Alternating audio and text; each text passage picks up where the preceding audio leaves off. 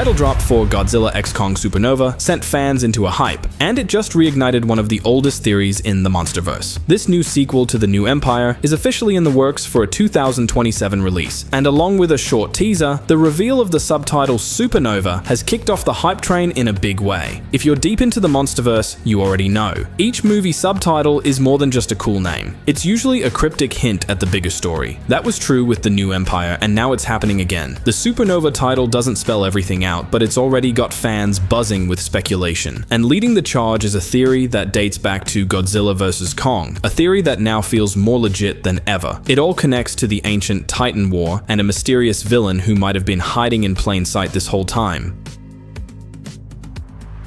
So what does Supernova mean in this context? A lot of fans are betting it points straight to SpaceGodzilla. It makes sense. He's cosmic, tied to black holes and energy from the stars. And this isn't the first time his name's come up. Back during the marketing and aftermath of Godzilla vs. Kong, SpaceGodzilla theories were already everywhere. Then came the official art book, which featured a piece of unused concept art that really got people talking. It showed a Godzilla-like creature with massive wings. Definitely not your typical kaiju. And in one ancient mural, there's a painted battle between apes and Godzillas, but they're not fighting each other. They're all going after one creature, a winged monster in the sky raining down destruction. Now, the creature in the mural isn't covered in crystals like the classic SpaceGodzilla design, but the celestial swirl it emerges from is a big clue. That cosmic backdrop heavily implies it's not just any Titan, it's something ancient, powerful, and not from this Earth. And even though the apes and Godzillas are all painted red, this winged creature is blue, visually setting him apart. That detail alone suggests he was never part of their war, but a separate force entirely, maybe the real threat they had to unite against.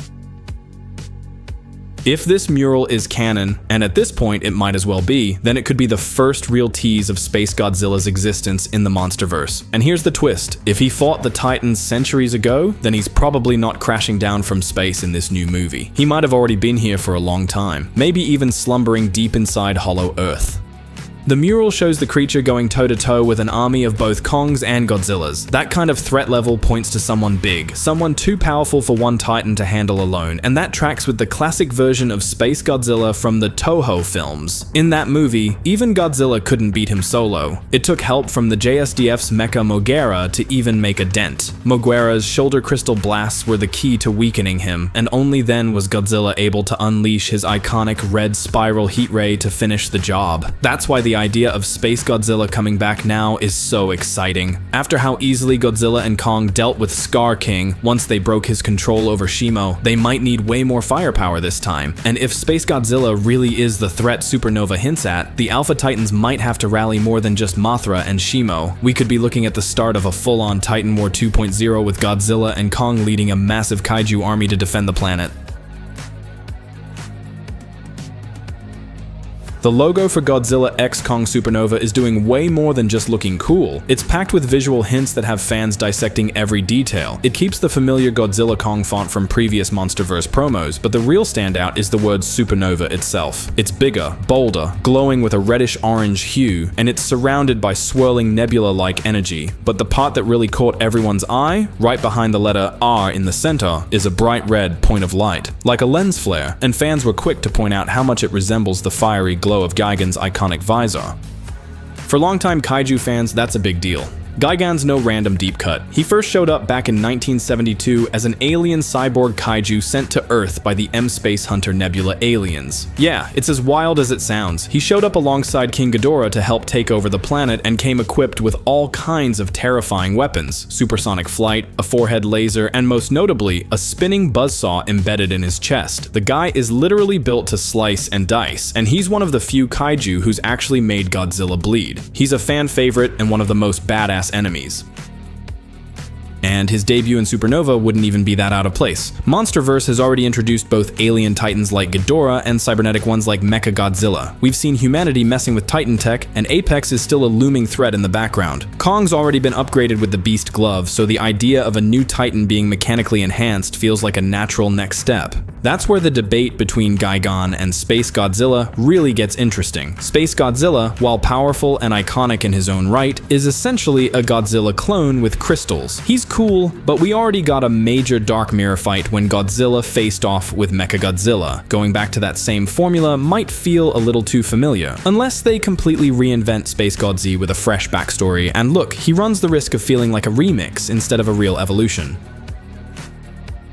But Gigan brings something new. If MonsterVerse leans into his alien cyborg nature, they've got a ton of creative room to work with. Maybe he's a Titan reawakened and rebuilt with alien tech. Maybe he's a hired gun, a Titan killer designed to take out guardians like Godzilla and Mothra. He doesn't have to be a planet destroyer like Ghidorah or Destoroyah. Sometimes a tighter, more personal conflict works better, especially if it means we get to see Godzilla step into a protector role again, defending the balance from a killer designed to wipe out everything in his path. In short, Supernova could go in a lot of different directions.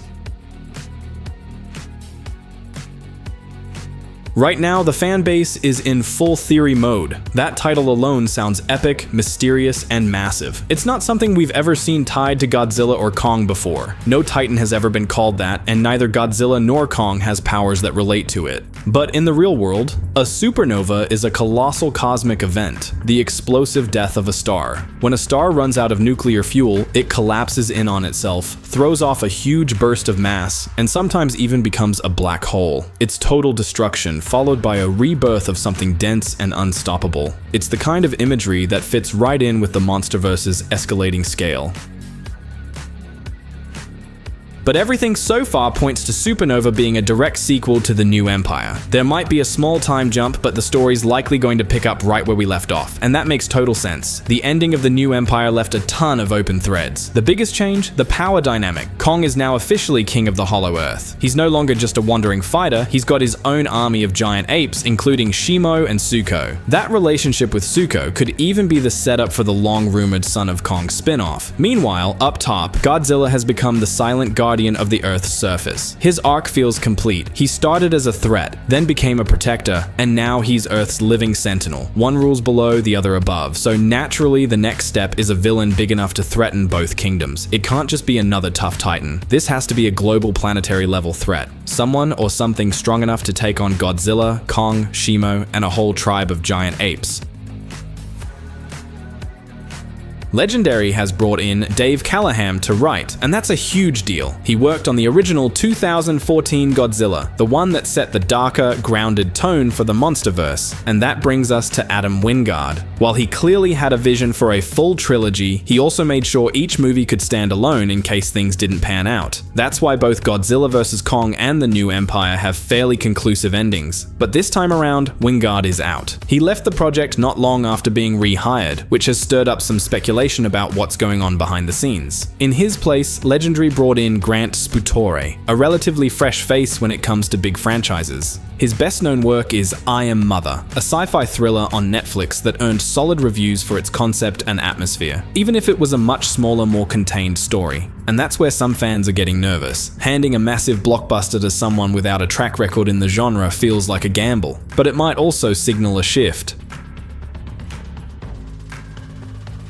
The choice of Sputore and the return of Callaham could hint that Legendary is aiming for a different tone this time, maybe something more grounded, more emotional, maybe even darker. The original Godzilla movie didn't just show monsters wrecking cities, it leaned into the horror of it all. Godzilla was a walking natural disaster. The atmosphere was apocalyptic. Compare that to The New Empire. It lacked the grim sense of scale and helplessness that made the first entries feel massive. So if the upcoming movie is shifting back toward that heavier tone, fans are here for it. It doesn't have to go full grimdark, but a return to the MonsterVerse's darker roots could give Supernova the weight it needs. This isn't just a rematch, it's shaping up to be the biggest crisis yet.